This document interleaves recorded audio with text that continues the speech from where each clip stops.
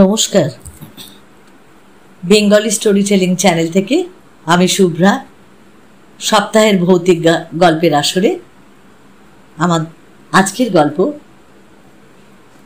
বামাপ্রসাদ মুখোপাধ্যায়ের লেখা। গল্পের নাম অশরীরিণী। মানুষের মুখ ঠিক যেন খবরের কাগজের হেডলাইন। দেখার মতো চোখ থাকলে ঠিক পড়ে নেওয়া যায় সেসব খবর।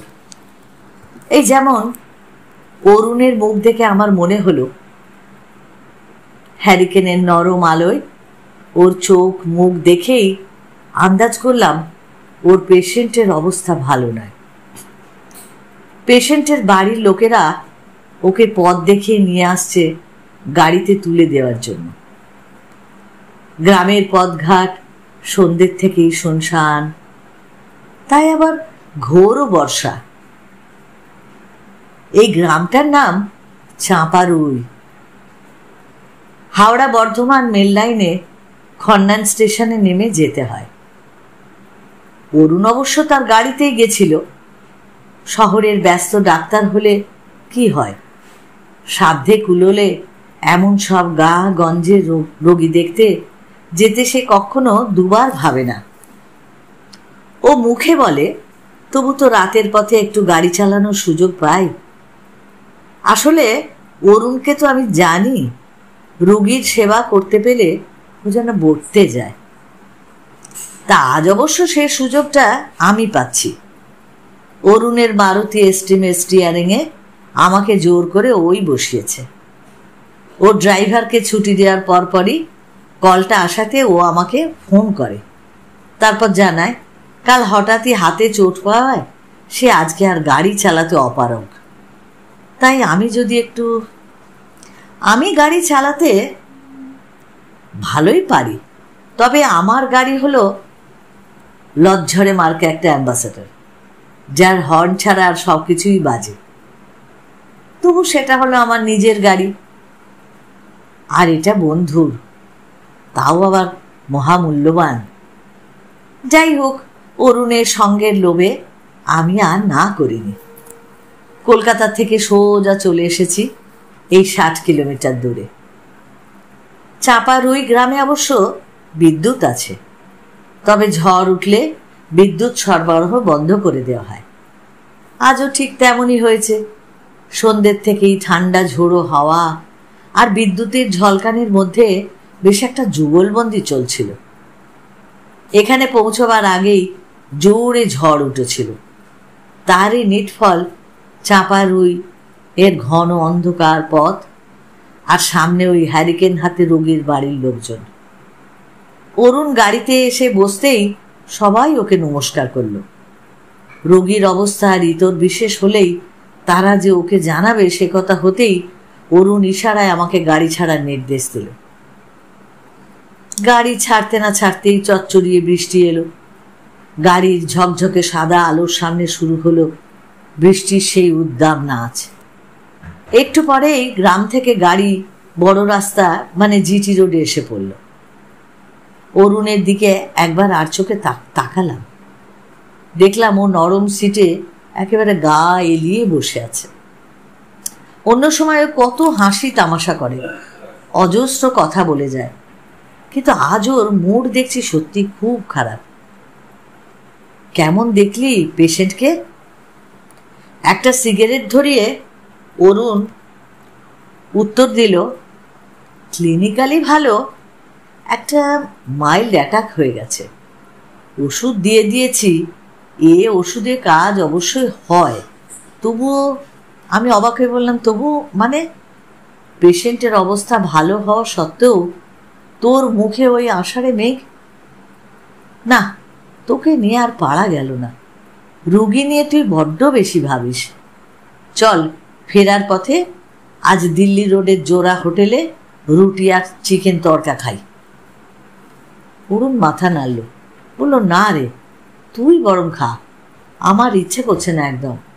আসলে মাঝবয়সী একটা লোক তার সাজানো সংসার ফেলে হুট বলতে চলে যাবে, এটা বড় দুঃখের।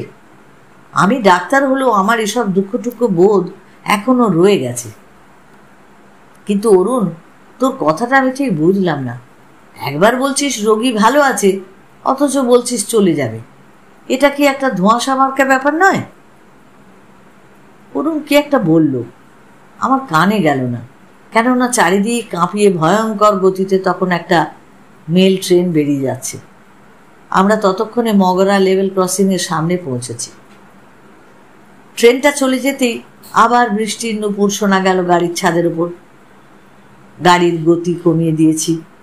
অরুণ বলল, চালাতে অসুবিধা হলে কোথাও দাঁড়িয়ে যা, এমন দুর্যোগের রাত, পেশেন্টের বাড়ির লোকগুলো আবার দৌড়ঝাঁপ করতে হবে। কি যে করি। আমি গাড়িটা থামিয়েই দিলাম রাস্তার ধার করে। তারপর অরুণের কাঁধে হাত রেখে বললাম, ডাক্তার দাস, প্লিজ এভাবে নিজেকে কষ্ট দেবেন না। আমি তো আপনার বন্ধু, আমি কি কোনো সাহায্য আপনাকে করতে পারি না? কথার মাঝে অরুণ এরকম হঠাৎ করে নাটকীয়তা খুব পছন্দ করে, তাই কথাটা এইভাবেই বললাম। ও আমার দিকে মাথাটা ঘুরিয়ে বলল, বলতেই তো চাই রে, কিন্তু এসব কথা উঠলে তোরা আমাকে পাগল বলবি। হয়তো বলবই, অরুণটা ডাক্তারি ছেড়ে দেওয়া উচিত। তবু বাবা, আজ বোধহয় তোকে সব বলতেই হবে। বহু বছর ধরে একা বয়ে বেড়াচ্ছে এই আতঙ্ক। রোগী দেখতে গেলেই এ আতঙ্ক আমার একটা নিত্য সঙ্গী। গাড়ির জানলাগুলো খুলে দিলাম বোতাম টিপে। মুহূর্তে ঠান্ডা বাতাস লণ্ডভণ্ড করে দিয়ে গেল আমাদের। বাইরে বৃষ্টির শব্দের সঙ্গে তাল মিলিয়ে তাইরে নাইরে নাই গাইছে ব্যাঙ আর ঝিঁঝির দল। থেকে থেকে আকাশ গম্ভীর স্বরে বলছে, তাল মিলছে না যে। বিদ্যুতের ঝলক অরুণের মুখে পড়তেই দেখলাম সে বিস্ফারিত চোখে তাকিয়ে আছে উইন্ডস্ক্রিনের দিকে। বুঝলাম ও খুব কষ্ট পাচ্ছে। হঠাৎই ও আমার হাতটা চেপে ধরে বলল, লোকটা মরবেই। পৃথিবীর কোনো বুদ্ধি, কোনো ধন্বন্তরী ওকে বাঁচাতে পারবে না। কেননা আজ পেশেন্টের ঘরে মিসেস চট্টরাজকে দেখলাম। এই বলে অরুণ চুপ করে গেল। এবার হতবাক হওয়ার পালা আমার। ওই গ্রামে পেশেন্টের বাড়ি মিসেস চট্টরাজ নামে কে আসতে পারে? আর যিনি আসুন না কেন, তিনি কেনই বা খামোকা সেই লোকটার মৃত্যুর কারণ হবে? অরুণ বলল, মিসেস চট্টরাজের পুরো নামটা ছিল মিসেস সুমিতা চট্টরাজ। ওর স্বামী ছিলেন সে আমলের একজন দুঁদে IAS officer, mister Shovan Chattoraj. সময়টা ছিল তখন এই 72 ডিসেম্বর মাস। আমি তখন পিজি হসপিটালে ইন্টার্ন। মিসেস চট্টরাজ ওই হাসপাতালের উডবার্ন ওয়ার্ডে ছিলেন। ওর মাথায় একটা আনআইডেন্টিফাইড পেন হতো। সেটা ইনভেস্টিগেশনের জন্যই তিনি ভর্তি হয়েছিলেন ওখানে। আর আমার উপর ভার ছিল তার দেখাশোনা করার। তারপর ভদ্রমহিলা বয়সে আমার দিদির মতোই ছিলেন। প্রথম দিন থেকেই ওর ব্যবহার আমাকে খুব মুগ্ধ করত। তার কথাবার্তা আর অপরূপ রূপরাশির কথা তখন চাউর হয়ে গেছিল হাসপাতালে। ভিআইপির স্ত্রী বলে আমার ওপর নির্দেশ ছিল ডিউটির সময়টুকু যেন মুহূর্তের জন্য ওর ঘর ছাড়া না হই। দিনে আমি থাকতাম আর রাতে থাকতো আরেকজন। মিসেস চট্টরাজের মাথা ব্যথা কি সবসময় হতো? আমি জিজ্ঞাসা করলাম অরুণকে। হ্যাঁ, ব্যথাটা ছিল ওই চাঁদের বাড়া কমার মতো, তবে দিনের দিকে কম থাকতো, রাতে বাড়ত। বেদনা বাড়ার সঙ্গে সঙ্গে যন্ত্রণায় উনি পাগলের মতো আচরণ করতেন। ওকে তখন ব্যথা নাশক ও ঘুম পাড়ানি ইঞ্জেকশন দিতে হতো। একটা টেবিল ফ্যান রাখা থাকতো ওর মাথার ঠিক পাশে, সেটা অন করে দেয়া হতো। আর মাথায় হাত বুলিয়ে দেয়া ছাড়া আমাদের আর কিছুই করার ছিল না। তবে ব্যথাটা যখন কম থাকতো উনি কিন্তু গল্প করতেন। ওর ছেলেবেলার কথা, বেড়াতে গেছেন যেসব জায়গায়, সেসব গল্প বলতে খুব ভালোবাসতেন। আর ভালোবাসতেন তার 5 বছরের মেয়ে মিষ্টুনিকে। বিকেলে মেয়ে এলে ওর যন্ত্রণাকাতর মুখেও একটা অন্যরকম খুশির ছোঁয়া থাকত। কথা বলার ফাঁকে অরুণ একটু থামতে আমার হাত ঘড়িটা শব্দ করে জানান দিল সময় চলিয়া যায়। আমি হাত ঘড়িটা দেখলাম রাত্রি 9টা। বৃষ্টিটা তখন প্রায় ধরে এসেছে। বদলে যাচ্ছে আকাশের ছবি। মেঘেরা সব জল হয়ে ঝরে পড়তেই আকাশের দখল নিচ্ছে চাঁদ। একটা ফ্যাকাশে সাদা আলোয় ধীরে ধীরে ঢেকে যাচ্ছিল চারপাশের চরাচর। অরুণ বলল, একটু আলোর দিকে গেলে হয় না? চারপাশের আধার যেন গলা টিপে ধরছে। আর একটু চাও খেতে হবে। অগত্যা আবার গাড়ি ছাড়লাম। বৃষ্টির রাতে দোকানপাট সব বন্ধ। চায়ের খোঁজ করতে করতে এসে পড়লাম আমরা ব্যান্ডেলে। গরম চা পাওয়া গেল স্টেশনের বাইরে। চায়ে চুমুক দিতেই অরুণের মোবাইলটা বাজল। ফোন করছে ওনার স্ত্রী জনা। অরুণের মুখচ্ছবি আবার খবরের কাগজের হেডলাইন হতে থাকলো। 2-4টে হু হ্যাঁ আচ্ছা বলে ফোন ছেড়েই সে বলল, মিসেস চট্টরাজ ওর ডিউটি করে গেছেন। চাঁপারুইয়ের পেশেন্ট মারা গেছে। আবার মোবাইল রেঞ্জের বাইরে ছিল বলে খবরটা এতক্ষণ পাইনি। উফ, কি ভয়ঙ্কর! এতগুলো বছর পরও। গাড়ি নিয়ে দিল্লি রোডে এসে পড়তেই অরুণ শুরু করলো তার না বলা কথা। একদিন সুমিতাদি আমাকে বললেন, জানো অরুণ, আমি বেশ বুঝতে পারি যে আমি আর বাঁচব না। আমাকে চলে যেতে হবে। কোথায় যাব, কিভাবে যাব তা তো জানি না, কিন্তু সেই সঙ্গে ভাই কিছু মনে করো না, তোমাদের উপর আমার খুব রাগ হচ্ছে। কেন তোমরা আমার ব্যথা সারিয়ে দিচ্ছ না? দরকার হলে মাথাটা কেটে দেখো না, কিন্তু প্লিজ আমাকে বাঁচিয়ে দাও। পৃথিবীতে সবাই থাকবে, কেন শুধু আমাকে চলে যেতে হবে? আমার কি মরার বয়স হয়েছে? এরপর অরুণ দম নেওয়ার জন্য একটু থামল।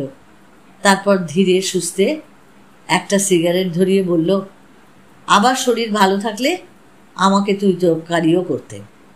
বলতেন তোদের কাছে কত ঋণ রয়ে গেল, ভালো হলে তোকে ভাইফোঁটায় নেমন্তন্ন করব, আর বড় বড় গলদার মালাইকারি খাওয়াবো। কিন্তু মানুষের কোনো ইচ্ছেই বা সবসময় পূরণ হচ্ছে বলো? দিনটার কথা আজও স্পষ্ট মনে আছে। 19 জানুয়ারি 1973। আমি বেলা 10টা নাগাদ ডিউটিতে জয়েন করতে যাচ্ছি ওর ঘরে। লম্বা করিডোরের মোড় ঘুরতেই দেখি সিস্টার মালবিকা খুব জোরে দৌড়ে আসছে। আমায় দেখে আর্তনাদ করে বললেন, শিগগিরই মিসেস চট্টরাজের ঘরে যান। তারপর দৌড়ে ঢুকলাম ওর ঘরে। দেখলাম শুয়েই আছেন, তাকিয়ে দেখছেন আমাকে। ওর চানের সময় বলে মাথার চুলটা খোলা ছিল। ওর চুল ছিল মেয়েদের কাছে বেশ একটা ঈর্ষণীয়। মাঝে মাঝে বলতেন, অরুণ বলো তো ভাই, এত চুলের জন্যই কি আমার এত মাথা ব্যথা?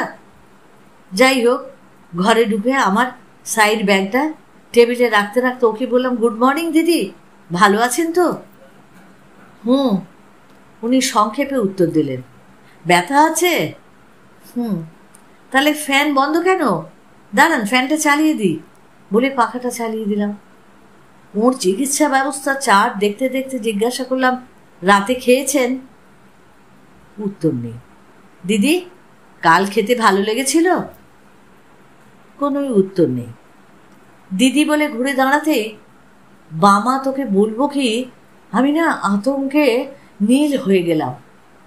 দেখলাম উনি আমার দিকে বিস্ফারিত নেত্রে তাকিয়ে আছেন, কিন্তু শরীরটা নিস্পন্দ। শুধু মাথার চুলে ঘূর্ণি তুলেছে ওই পাখার বাতাস। সেই প্রবল বেগে আলোড়িত চুল দেখে মুহূর্তের জন্য আমার মনে হয়েছিল উনি উঠে এগিয়ে আসবেন আমার দিকে। আমি টেনে দৌড় লাগালাম। এমন ঘটনা শুনেছিস কখনো? বাইরে বেলা 10টার ঝলমলে রোদ্দুর, সর্বত্র জীবনের প্রবল উপস্থিতি, আর মৃতদেহকে ভয় পেয়ে ছুটছে এক ডাক্তার। তাহলে ওর ওই উত্তরগুলো কি তুই ভুল শুনেছিলিস? অসম্ভব। আমার কানে আজও ওই হু কথাটা বাজে। শুধু তাই নয়, পরে যখন সকলের সঙ্গে আবার ওই ঘরে ঢুকি, তখন কি দেখেছিলাম জানিস? ওর দুটো চোখ বোজা, বড় পরিশ্রান্ত হয়ে যেন ঘুমিয়ে পড়েছেন তিনি। পরে জেনেও ছিলাম মৃত্যুর সময় ওর চোখ বন্ধই ছিল। তাহলে কি উনি আমাকে দেখতেই চোখ খুলেছিলেন ওই রকম ভয়ঙ্করভাবে? ওই প্রথম, আর ওইটাই শেষ। ডাক্তারি জীবনে আর কখনো এমন আতঙ্কের আমি শিকার হইনি। তবে এখন আতঙ্কের কারণ হয়েই আছেন সুনিতাদি। রুগী দেখতে দেখতে চেষ্টা করি যেন ঘরের মধ্যে অন্য কোথাও আমার চোখ না পড়ে, কিন্তু তিনি এলে আমার চোখে পড়বে না। এটা কি তার সহ্য হবে? যে রোগীর মরণ নিশ্চিত, শুধু তারই শিয়রের পাশে তিনি এলোচুলে দাঁড়িয়ে থাকেন আর বিস্ফারিত নেত্রে তাকিয়ে থাকেন রোগীর দিকে। আজ অবধি বহু লোকের নিদান হেঁকেছি শুধু ওকে দেখে। এর মধ্যে আমার নিজের আত্মীয় স্বজনও ছিল। এখন তুই বল, এসব ঘটনা কি কাউকে বলার? আমি কোনো উত্তর দিলাম না। তবে মনে মনে ঠিক করলাম, আমার কিছু হলে অন্তত ওকে ডাকবো না। পরমায় থাকো বা না থাকো, তা আগে ভাগে জেনে বাঁচার আনন্দ নষ্ট করতে চায় কোন আহম্মক?